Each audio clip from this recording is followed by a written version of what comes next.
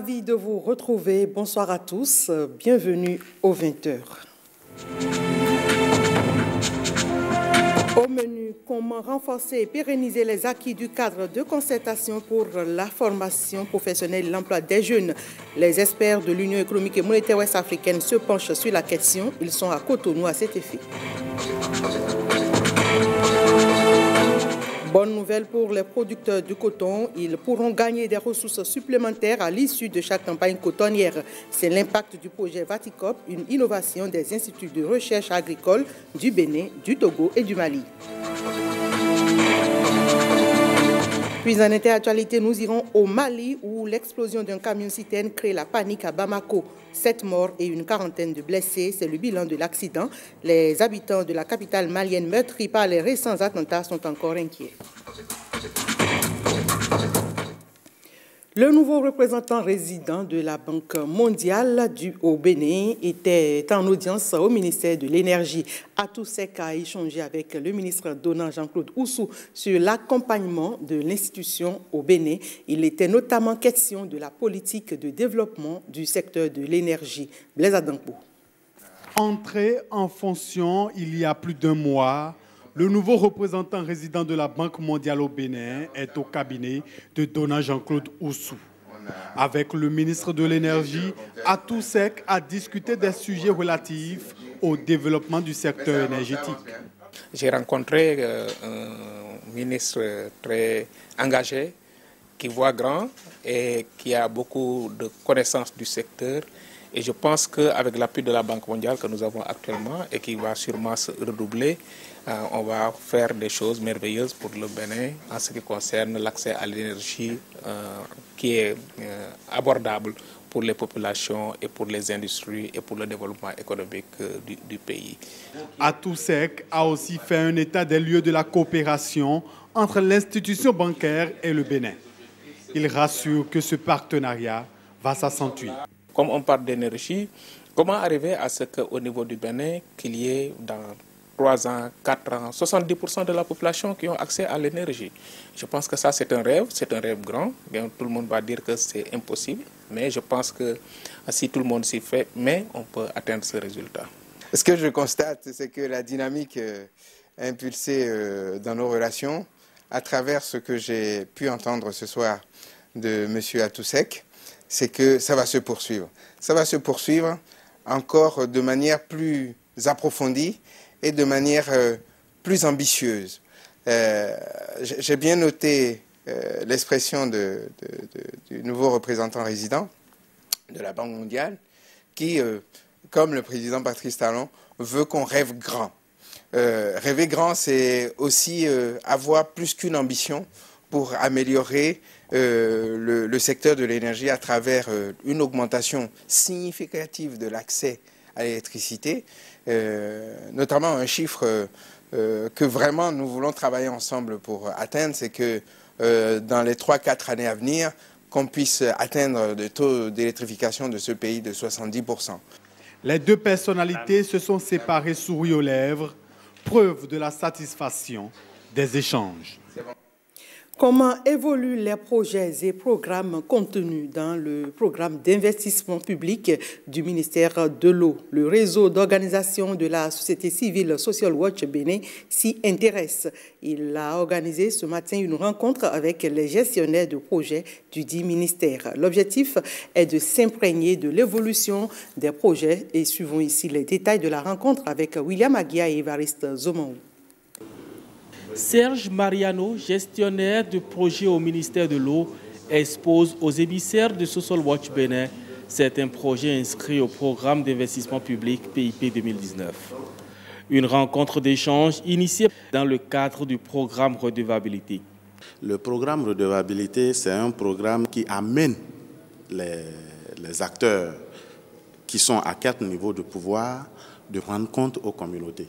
Donc c'est cette initiative qui nous a amenés aujourd'hui au niveau du ministère de l'Eau pour essayer de voir en termes de projets mis en œuvre au niveau national, qu'est-ce qui a été fait, donc initier des séances de reddition de comptes pour amener les responsables de ces projets-là à rendre compte de ce qui est fait au niveau du pays. Sur les 19 projets et programmes PIP répartis entre le milieu rural et celui urbain au titre de l'année 2019, 6 sont identifiés pour faire objet de suivi citoyen. Des projets qui, dans l'ensemble, se déroulent sans grande difficulté. Parlant du milieu urbain, je crois que pour l'ensemble, les projets se déroulent bien. À terme 2021, je crois bien que nous pourrions atteindre les objectifs. Milieu rural, le dispositif actuellement est tel que la mobilisation de la ressource en eau est en cours. Les réalisations physiques même vont certainement éclore au cours de 2020. Donc, selon l'évolution, nous pourrions vraiment confirmer, sinon que tout est vraiment en bonne voie. Les ressources financières sont mobilisées, tant au niveau des ressources intérieures que du financement extérieur. Au terme des échanges, Social Watch Bénin promet élaborer un document pour davantage renseigner l'autorité sur l'évolution des différents projets. Il y aura un plaidoyer sur les niveaux où il y a eu des difficultés. Un document de plaidoyer sera élaboré et adressé au ministre de tutelle pour voir dans la mesure du possible comment on peut toujours accompagner le gouvernement, puisque l'accès universel à l'eau doit être l'affaire de tous. L'eau potable pour tous en République du Bénin, c'est un peu plus de 400 milliards mobilisés pour l'ensemble des projets. L'échéance, c'est l'horizon 2021, bien avant celle des ODD, Objectifs de développement durable. Cotonou offre son hospitalité aux experts de la formation professionnelle de l'espace UEMOA.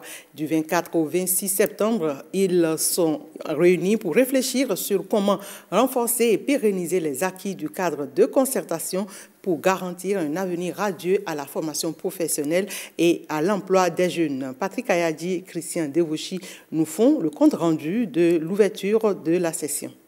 L'employabilité des jeunes passe par une formation professionnelle de qualité. Décidés à réduire le taux de chômage dans la sous-région, les experts de l'UEMOA sont à pied d'œuvre à Cotonou pour baliser le terrain pour la 10e conférence des ministres en charge de l'emploi des jeunes et de la formation professionnelle. La conférence de Cotonou, dont le thème est « Renforcer et pérenniser les acquis du cadre de concertation pour le développement de la formation professionnelle et la promotion de l'emploi dans notre espace communautaire, rôle et implication des acteurs », invite à s'investir et à s'approprier davantage des décisions prises par votre cadre. Elle se veut donc être une opportunité pour les experts, chevilles ouvrières du cadre de concertation, de dégager les perspectives nécessaires pour un meilleur fonctionnement du cadre et d'en proposer un dispositif cohérent de suivi de l'exécution des recommandations dans les États membres. Son appui à des initiatives formation-emploi dans un souci d'additionnalité et plus globalement au développement de nos économies, qui est le vrai gage de la lutte contre le chômage des jeunes et même des moins jeunes.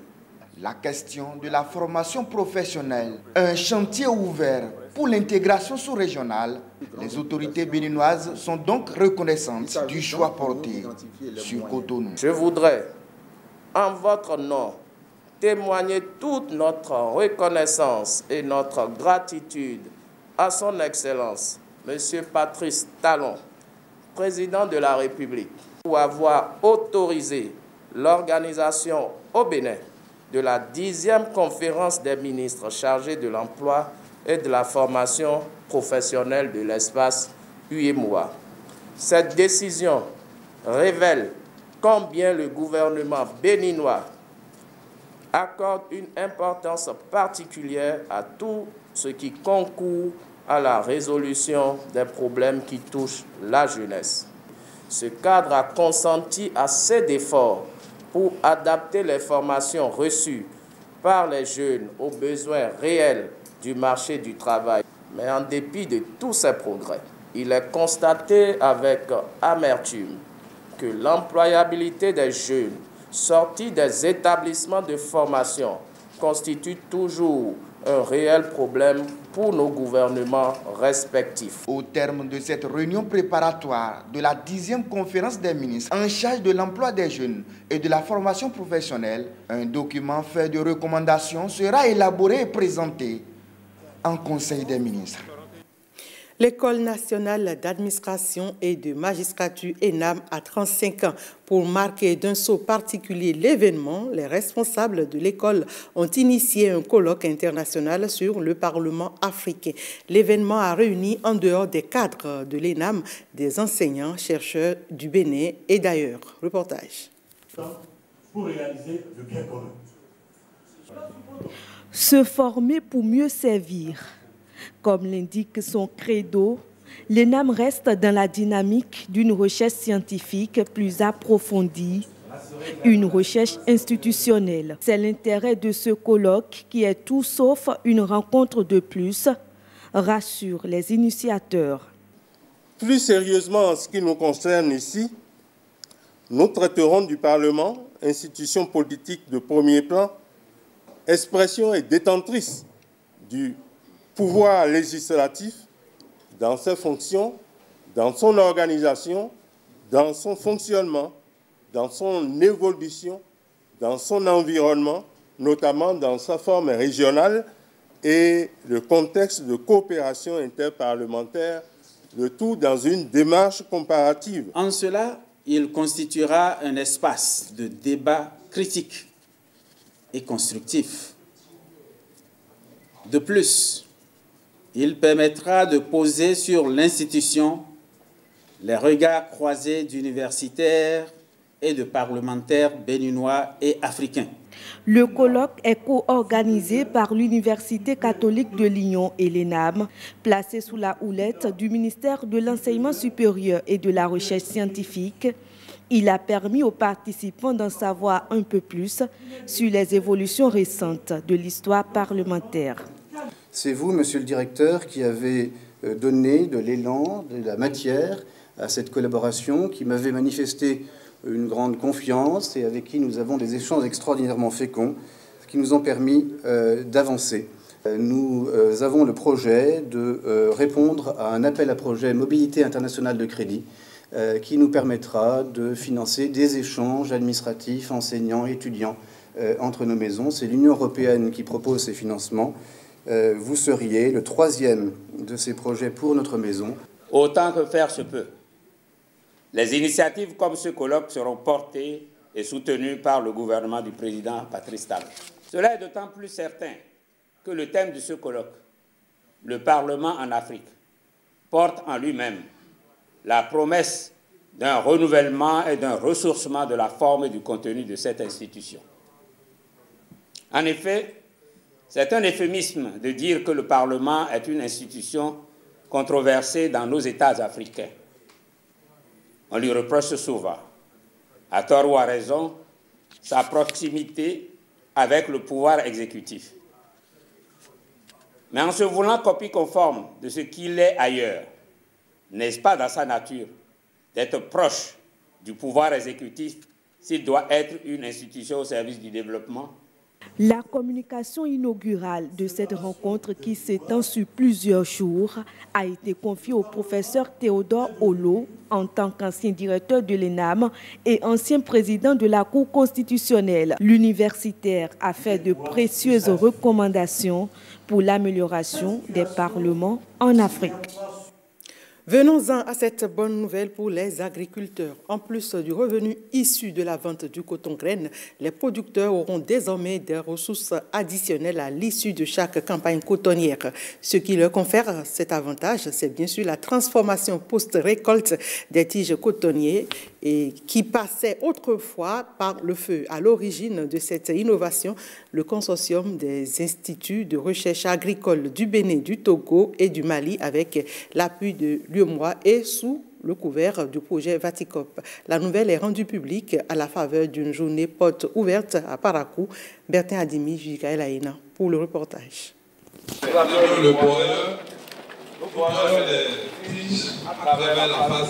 C'est désormais une réalité au Bénin.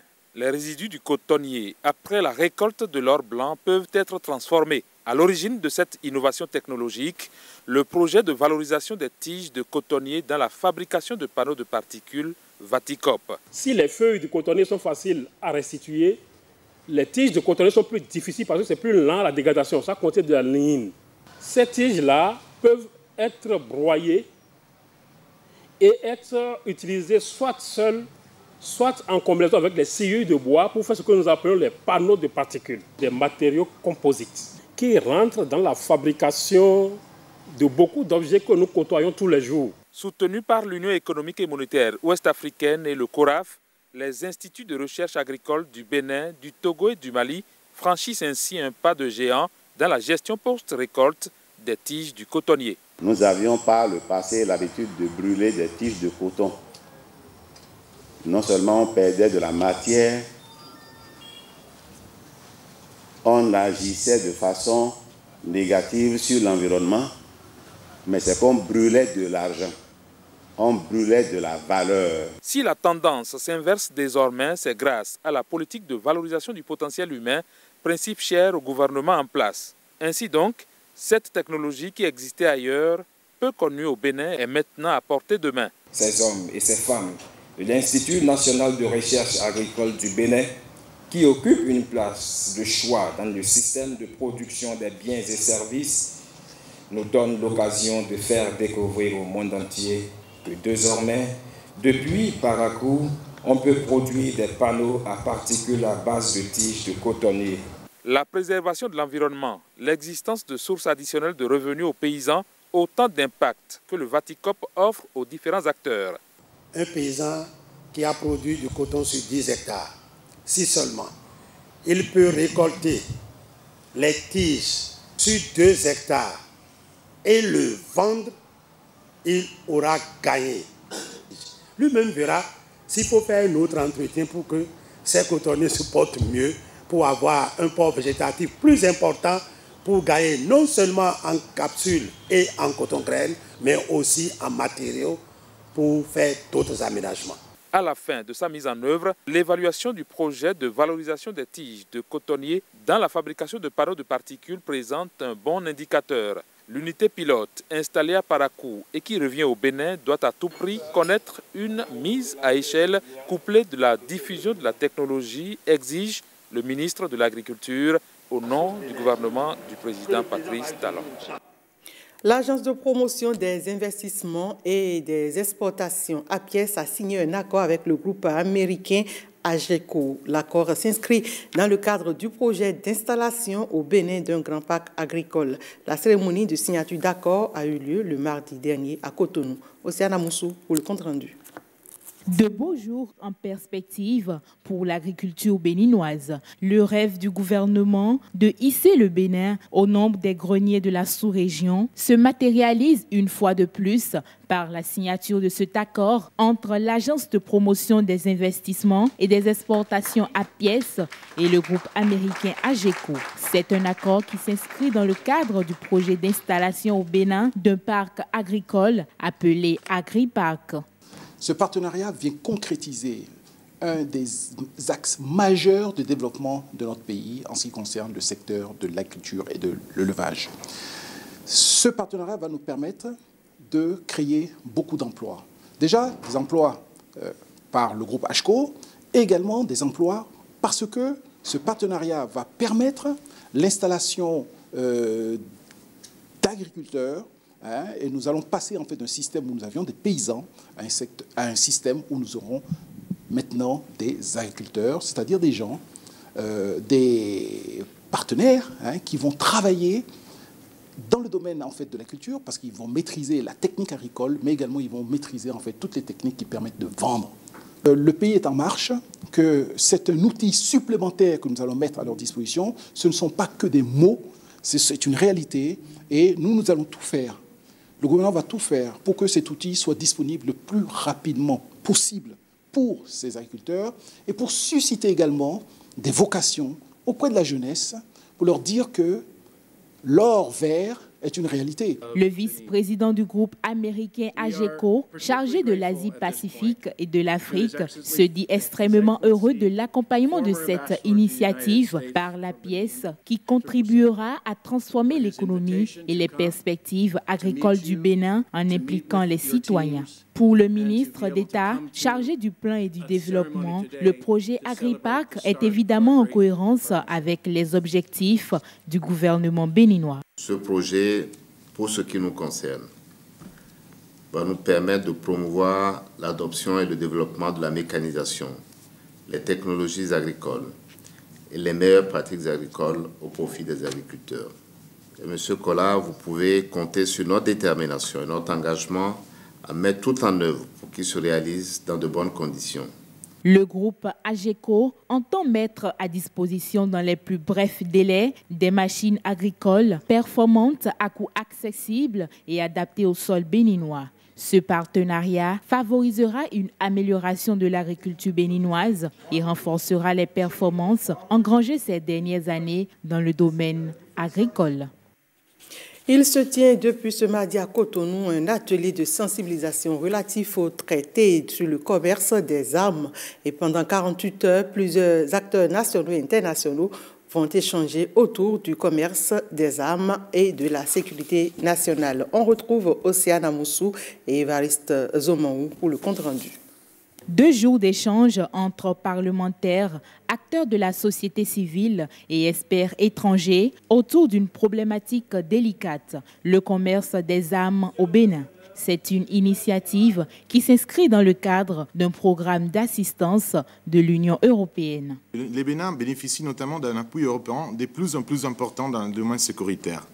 La coopération entre l'UE et les Bénin couvre désormais tout le secteur, avec des initiatives qui abordent la sécurité maritime, la prévention de la radicalisation, la lutte contre les stupéfiants, pour en citer que quelques-unes.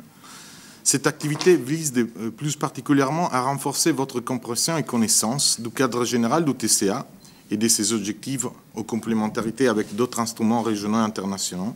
Le ministère en charge des Affaires étrangères et de la coopération s'engage à accompagner cette variété d'activités de sensibilisation des acteurs sur ce sujet de sécurité nationale. Le Bénin, qui a pris une part active à l'élaboration du traité sur le commerce des armes, a été parmi les tout premiers États à le signer. La présente session qui vise le renforcement du capital humain est en parfaite adéquation avec le programme d'action du gouvernement et s'adresse en l'occurrence aux députés, aux honorables députés à l'Assemblée nationale qui, point n'est besoin de le souligner, sont des acteurs majeurs dans le processus d'adoption des lois nationales. Députés, cadres de l'administration et représentants de la société civile concernés par l'exécution du traité seront bientôt outillés sur la réglementation du commerce licite des armes conventionnelles, mais ils pourront surtout prévenir et éliminer le commerce illicite de ces armes. Les douaniers sont à l'honneur. Le 21 septembre, c'est la fête patronale de la douane, la fête de Saint-Mathieu. Et pour l'occasion, les disciples béninois de Saint-Mathieu font le bilan de leur performance. Des journées portes ouvertes et aussi d'autres activités ont meublé les manifestations organisées à cet effet. Précieuse à Koueronou, Bénédicte Bossou. Au nombre des manifestations entrant dans le cadre de la célébration de la fête de Saint-Mathieu, saint patron de la douane, cette messe d'action de grâce, conduite par le père Théophile Akora, vicaire général de l'archidiocèse de Cotonou. À l'occasion, le père Sylvestre Renou remplace le père Hubert Kendowide à l'aumônerie de la douane. Ils ont tous reçu des présents des mains des autorités douanières. Cette célébration a été également l'occasion pour le directeur général de la douane de rappeler les performances réalisées au titre de l'année 2019. Les 8 premiers mois de l'année en cours, nous avons pu mobiliser plus de 67 milliards de nos francs CFA, soit un taux de réalisation de près de 98%. Évidemment, comparé d'une part à la même période de l'année 2018, on note une augmentation de près de 18 milliards. Les syndicalistes, quant à eux, ont fait des recommandations pour l'amélioration des conditions de vie des fonctionnaires de la douane. Faudrait-il souligner la dégradation de certains de nos avantages et de conditions de vie? Nous formulons les présentes revendications au gouvernement. 1. D'autoriser la relecture des tests qui créent les difficultés dans la gestion des carrières des fonctionnaires des douanes, notamment les décrets 2016-128 du 17 mars 2016 et le décret 2017-569 du 29 novembre 2017.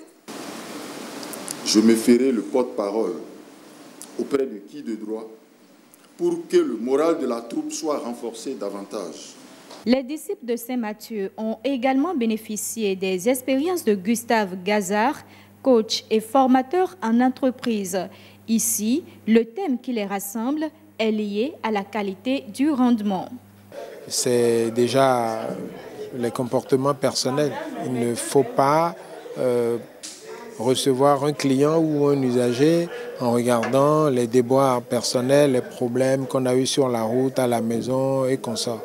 Il faut transcender tout cela et faire une plateforme agréable et conviviale pour recevoir l'usager et le client pareil et se dire il vient pour trouver satisfaction, on doit se mettre en quatre pour le servir et le transformer ainsi en agent commercial, c'est-à-dire que quand il sortira de ces différentes structures, qu'il a été client ou bien usager, qu'il dise du bien, qu'il dise beaucoup de bien de cette structure-là.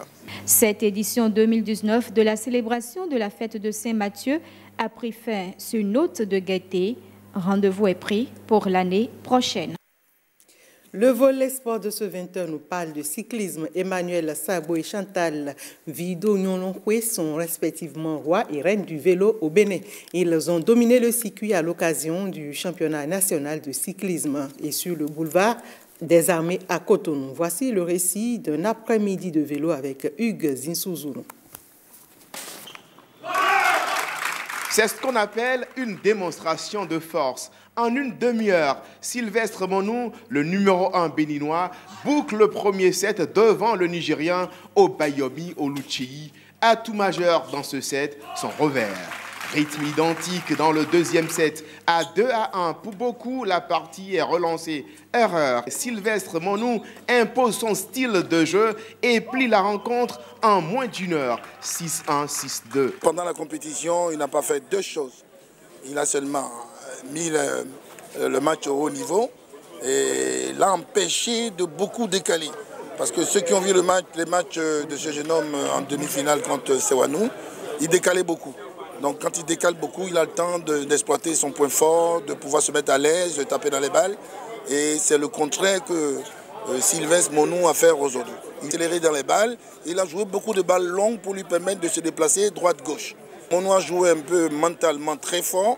Pourquoi? Il a appliqué un jeu tactique, c'est-à-dire ne pas le laisser mener au score. Il a toujours mené au score, ce qui lui a permis de se libérer et de jouer à son niveau. L'adversaire était fort aujourd'hui, mais moi j'ai bien commencé le match au début. Aujourd'hui je me suis dit donc pour faire plaisir au peuple béninois. C'est que moi je suis dans les tournois tout le temps et lui, bon, je ne sais pas s'il fait les tournois et aujourd'hui moi j'étais concentré, j'ai bien commencé, j'étais agressif sur le terrain, je ne ratais pas les points importants je prends, donc c'est ça qui a fait la différence. Galvanisé par son sacre de la matinée, Sylvestre Monou gagne sa deuxième médaille en double avec Arnaud Sewanou. Les victimes viennent du Togo et de la Côte d'Ivoire. Charles Kodjo et Ali Kouekwame, 6-4, 6-2. Globalement, la quatrième étape du circuit ITF 4 a été dominée par les écureuils. Eh bien, autant pour nous, en lieu et place de cyclisme, vous venez plutôt de suivre une rencontre de tennis où Sylvestre Monou a remporté son 5e titre. Le tennisman béninois, vous l'avez suivi, a fait sensation pour le tournoi ITF 4 des 18 ans et moins de l'Afrique de l'Ouest et du Centre. On reviendra sûrement sur le cours du cyclisme dans nos prochaines éditions. Et pour l'instant, allons hors de nos frontières et plus précisément au Mali, où une puissante explosion a eu lieu sur des artères les plus fréquentes de Bamako. 7 morts et une quarantaine de blessés. C'est donc le bilan de cet accident. Il ne s'agit pas d'un attentat terroriste dans la capitale malienne, mais plutôt de l'explosion accidentelle d'un camion-citerne, et ce qui n'a toutefois pas manqué de semer le trouble parmi les habitants de Bamako. Le récit et explication, c'est avec Robert Copin-Ido et James William Bagizi. La scène serait presque digne des théâtres d'opérations militaires. Mais même si elle se déroule au Mali, pays sinistré par plusieurs années de conflits larvés, ce n'est a priori pas un attentat terroriste qui a eu lieu ici, au cœur de la capitale Bamako. Un camion-citerne a accidentellement explosé, faisant plus de 7 morts et plusieurs blessés. L'arrivée des sapeurs-pompiers et des autorités sur les lieux ne fut que pour constater les dégâts.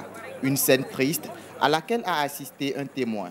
Les passagers du transport en commun qui étaient là, ils sont venus aider le camion-citerne à pouvoir se redresser, puisqu'il y avait des gens à l'intérieur du camion-citerne.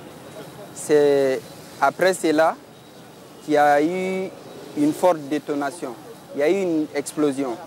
Il y a des gens qui ont été brûlés au premier degré. Il y a eu beaucoup de morts et il y a eu aussi des blessés. L'explosion a provoqué une forte perturbation de la circulation dans la capitale malienne. Certains riverains ont même cru un temps à un attentat terroriste. Fin de ce 20h, merci de l'avoir suivi.